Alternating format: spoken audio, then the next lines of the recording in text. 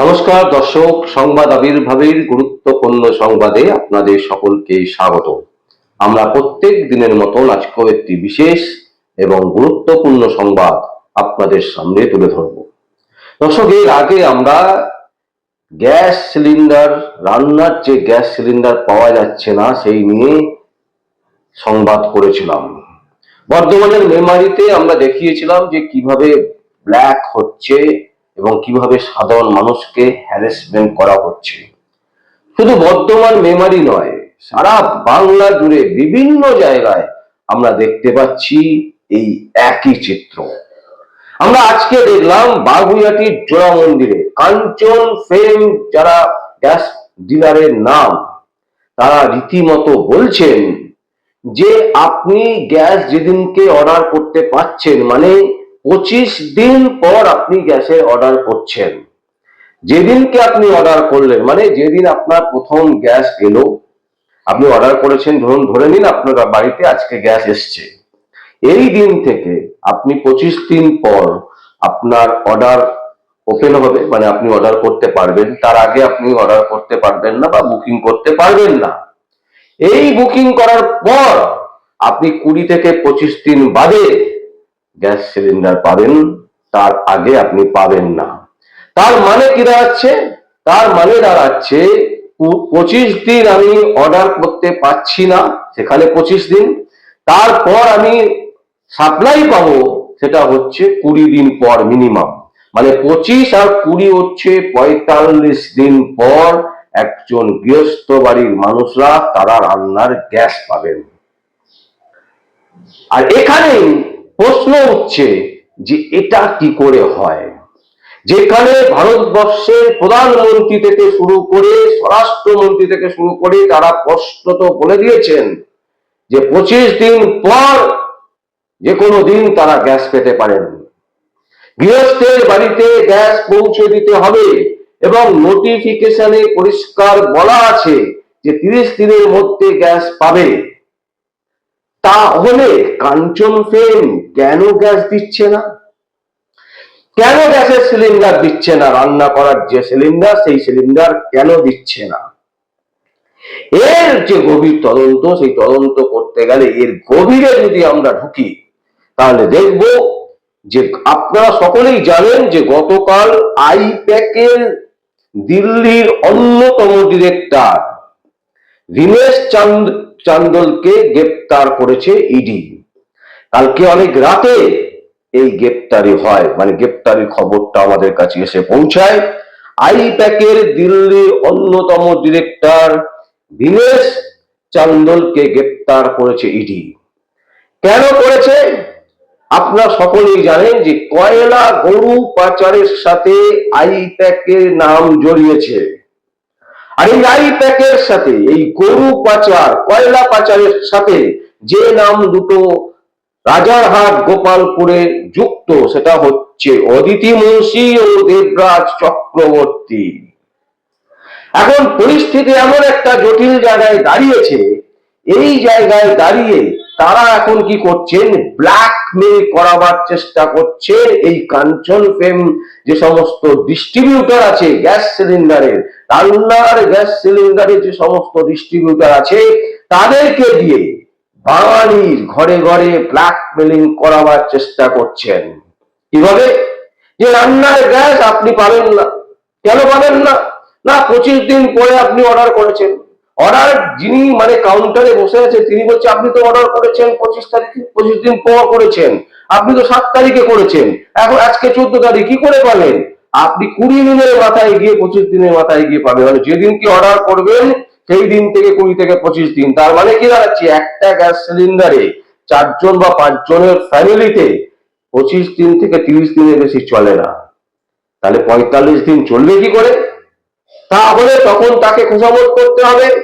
তিনি ঘুরিয়ে বলবেন যে ভাই গ্যাস সিলিন্ডার করে দিচ্ছি, পাইয়ে দিচ্ছি, কেন্দ্র সরকার পাঠাচ্ছে না, কেন্দ্রীয় সরকার কিন্তু বাদলামো করছে, কেন্দ্রীয় সরকার নানা রকমের প্রবলেমের সৃষ্টি করছে, তারা সাধারণ মানুষকে গ্যাস দিচ্ছে না।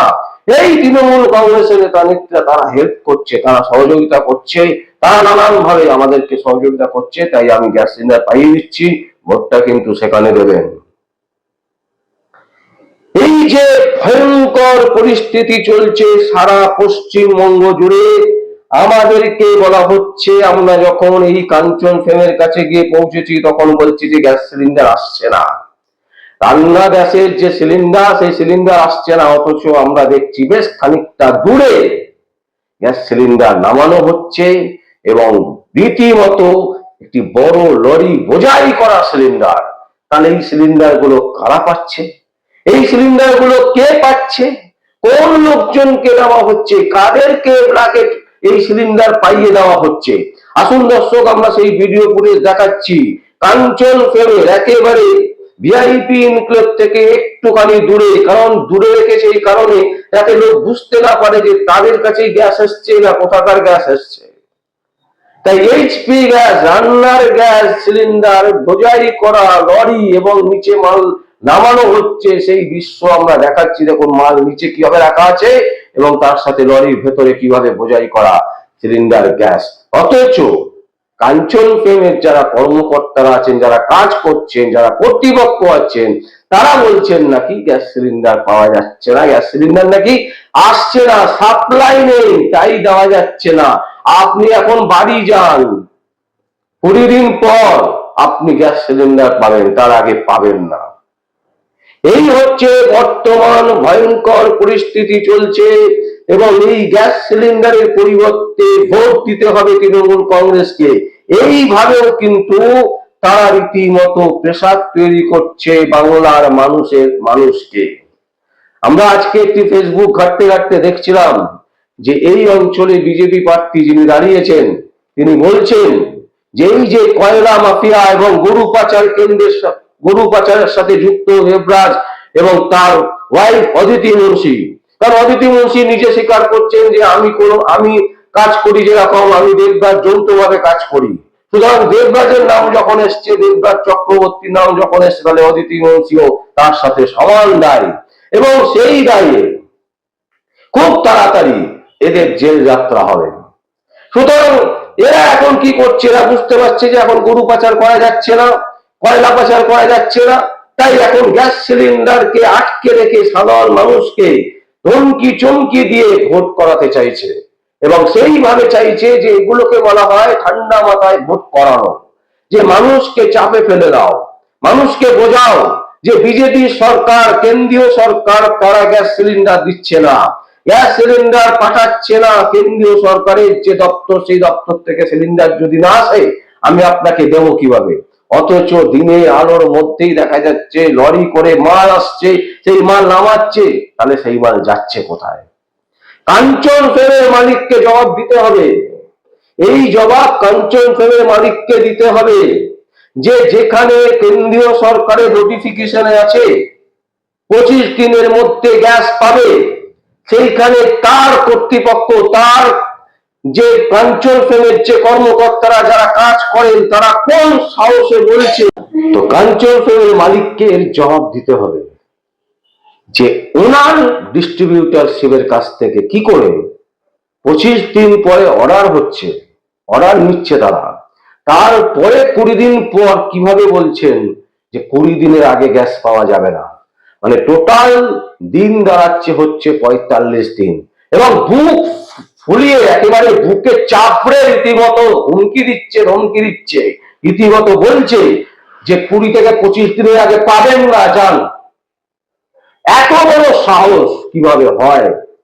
আমরা সেই প্রশ্নই তুলছি। আমরা শুধু কাঞ্চন ফেমের কথা বলছি যেহেতু কাঞ্চন ফেমের ঘটনা আমাদের সামনে এসছে, যেমন আমরা ঠিক বর্ধমানে আমরা দৃশ্য দেখিয়েছিলাম, ঠিক সেইভাবেই আমরা এখানকার দৃশ্য দেখাচ্ছি এবং সেইভাবেই বলছি রাজ্যের বিভিন্ন জায়গায় এই রান্নার গ্যাস সিলিন্ডার নিয়ে তৃণমূল কংগ্রেসীরা কিন্তু ব্ল্যাকমেলি করছে।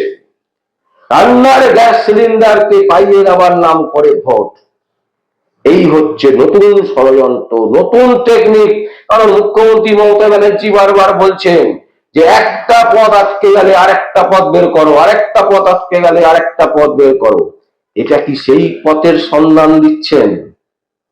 দর্শক, আমরা এই সংবাদ আপনাদের সামনে তুলে ধরলাম। আপনাদের যদি কোনো বক্তব্য থাকে, যদি কোনো কমেন্টস থাকে, অবশ্যই আপনারা কমেন্ট বক্সে কমেন্ট করবেন। আর দেখতে থাকুন পরবর্তী সংবাদ আবির্ভাবে। আমার নাম বিশ্বজিৎ পাল, সংবাদ আবির্ভাবের জন্য।